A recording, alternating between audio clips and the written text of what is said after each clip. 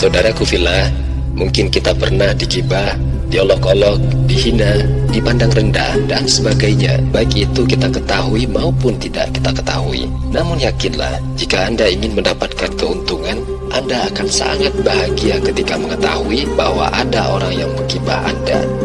Namun sebelumnya, sudilah kiranya Anda subscribe channel ini agar terjalin silaturahmi antara kita dan agar Anda bisa langsung mengetahui video-video terbaru seputar renungan, muhasabah, serta film-film religi dan motivasi. Suatu hari Hasan Al-Basri mendapat kabar bahwa beliau digibah oleh seseorang. Beliau bergegas bangkit, namun marahkah beliau?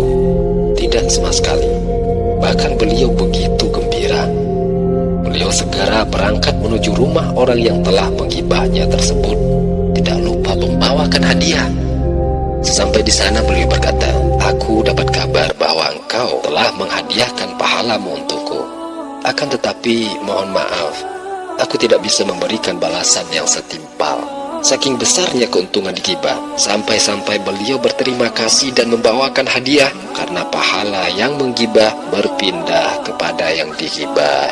Riwayat lain mengatakan, jika satu kali saja kita digibah oleh orang lain, maka hilanglah setengah dosa kita. Sampai-sampai Abdurrahman Al-Mahdi berkata, "Sungguh aku berangan-angan andaikan semua penduduk kota ini menggibahku. Tidak ada sesuatu yang lebih membahagiakan melebihi orang yang melihat pahala yang tertulis dalam catatan amalnya, sementara dia tidak mengamalkannya." Nah saudaraku pilih, apakah kita tidak gembira mendapat pahala besar, sedangkan kita tidak melakukannya? Akan tetapi sebaliknya, kita bisa menjadi orang yang tekor atau rugi di akhirat karena menggibah, menyakiti, mengolok-olok, dan menzolimi orang lain.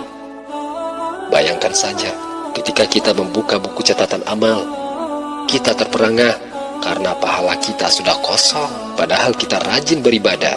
Sholat wajib, sholat sunnah tidak ketinggalan, zikir setiap hari, naik haji berkali-kali, bayar zakat, puasa wajib dan sunnah, bersedekah miliaran rupiah, namun pahalanya berpindah kepada orang yang kita gibah.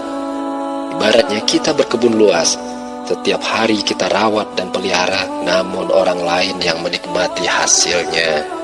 Apakah kita masih sakit hati, berkecil hati, marah, sedih, dan mengumpat saat digibah, padahal kita mendapatkan hadiah yang sungguh besar sekali?